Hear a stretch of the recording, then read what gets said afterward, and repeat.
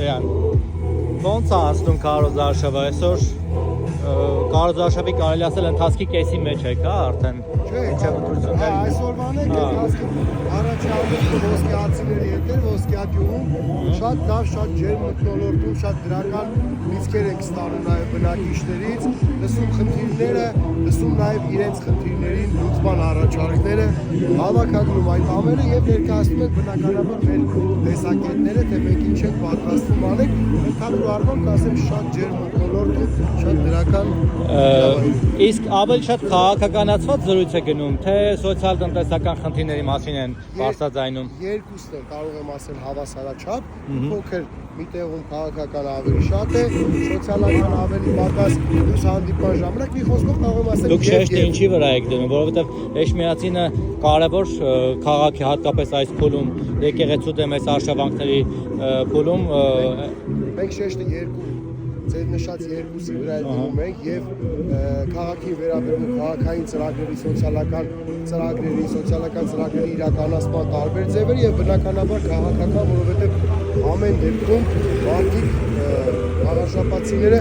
ընտրելու են մարդու, պետք է այդ մարդուն ճանաչեն, իր արժե համակարգը գնահատեն, սա նաեւ արժե համակարգային, արժեքային ընտրություններ է, թե որ արժե, ես ասել եմ մենք մեր թիմում ցանկացած մարդու կարող եք հարցնել, այստեղ հեկտացում ես չեմ, հեկտացում բոլորն են, հեկտացում այն մարդիկ են, եկուս քարոզարշավին չմասնակցող, բայց մեր գաղափարները կիսող, հայրենիքի ապագայով մտահոգված, այն մարդիկ են, բոլոր այդ մարդիկ այսօր այս ընտրություններին հեկտացում են։ Հիմա այդ արժե համակարգային գործոնը իրենք հաշվի առնում են, գիտակցում են վաղաշաբաթցիները, որ այստեղ միայն քաղաքի սոցիալ-տնտեսական խնդիրների լուծման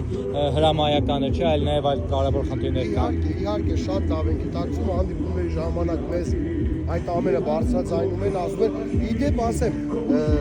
որքան էլ որ իրանք փորձում են այս ընտրությունները կապել հենց համայնքային, ասֆալտային, սոցիալ ինչ-որ տեղ խնդիրների, դա իրենք նայել են պրավալ տվել։ Դա իրենք իրենց ապաշտոր կառավարման արդյունքում դա է։ Տեսեք, մենք հիմա գտնում ենք Ոսկեատ գյուղում, որը 21 թվականի խոշորացման ժամանակ այս մի գյուղը միացավ Վաղաշաբաթ խոշորացված համայնքին, գյուղը մոտ 120 միլիոն բյուջե ուներ, այդ բյուջեն ամբողջապես տեղափոխվեց Վաղաշաբաթ համայնք խոշորացվածի ժամանակ եւ այս 5-4 տարիների ընթացքում գյուղացիներն էին փաստում, որ գյուղի համար որևէ արժեքավոր ոչինչ չեն արել։ Վերջերս ԿՊ-ի տեխնացուն ինձ հարց էր տվել, թե կարող եմ պատասխանել ինչու է 2000-ական թվականներին մանկապարտեզներ օտարվել։ Ես օրինակ կարող եմ, ես դա հասցեատեր այդ հարցի ես չեմ, որովհետև ես եղել եմ 12-13 տարեկան այդ ժամանակ, ես նշեցի, որ բայց ինքը այն թիմի մասնակիցն է, այն թիմի մասնիկն է, ով հանձնել է 200 դպրոց, 200 մանկապարտեզ, 450-ից ավել վանք ու եկեղեցի, ես խոստանում եմ վաղաշաբաթցիներին,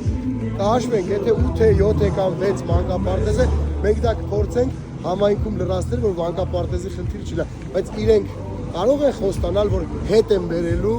մեր հայրենիքը, հետ են բերելու Արցախը, արցախցիների տները, այդ վանք ու եկեղեցի, խաղաղությունը, երկիրը կիսել են հիմա խաղաղությունը, դա կեղծ խաղաղության օրակարգ է։ Իդեպ իրենք էլ ձեզ ասոցացնում են, քանի որ երկրորդ նախագահ Ռոբերտ Քոչարյանի նրա թիմի հետ, դրա համար են ձեզ ասում, ձեր այսինքն քաղաքական առաջնորդը կամ ում որ համակրում եք, այսպես ասեմ, Քոչարյանի օրոք էր այդ այսինքն այդ օտարումները եղել, դրա համար են ձեզ այդ հարցը տալիս։ Համաձայն եմ, բայց այդ հարցը նորից եմ ասում, ինչ շիպտի տան, իսկ օրինակ չեն տեսել, որ այդ տարիներին 98-ից 2008 թվականներին ինչքան գործ է արվել Հայաստանի համար, Հայաստանի Հանրապետության համար, եղել է մեր նորանկախ պատմության ամենախաղաղ տարիները, այդ ամենը չեն տեսել։ Դրա մասին ինչ չեն խոսում։ Հիմա էլ են արդեն խաղաղություն հաստատում բերում, ասում են։ Սա խաղաղություն չի, սա նվաստացում է, ինչ խաղաղության մասին է խոսքը։ Վաղաշաբաթցիները դա գիտակցում են։ Կարծում եմ իհարկե գիտակցում են։ Իհարկե գիտակցում են եւ այդ գիտակցումը իրենք արտահայտելու են նոյեմբերի 16-ին։ Երբ ամբողջ երկիրը վերածել են, կիսել են նախ մեր հիմա այդ վերջերս հայտարարում արդեն սկսել են խոսել արծվաշենից։ Բոլորս լավ հասկանում ենք դա ինչի համար է, դա քյարքին Տիգրանաշենը հանձնելու նախերգանքն է այդ արտահայտությունը։ Պատրաստվում են էլի մեր Հայաստանի Հանրապետության տարածքները հանձնել Ադրբեջանին, որովհետև այս մարդիկ դարձել են Իլհամ Ալիևի բառերի սրբագրողները, խոսքերի խմբագրողները, այն սպառնալիքների խմբագրողները, ինչը ուղղված է Ձեր համայնքից հանձնելու ենթակա տարած չկա, չէ՞, մոտիկ չեք։ դեռևս չէ, ակնարկ չկա։ բայց որ այսպես շարունակվի, միգուցե։ Իսկ այդ եկեղեցու վրա հարձակումները, այս ամենը արդյոք դա էլ չի տեղավորվում այդ տրամաբանության մեջ։ Արդյոք կարգալուց եղած քահանաներով պատարակի մասնակցել հենց այս տրամաբանության մեջ չի։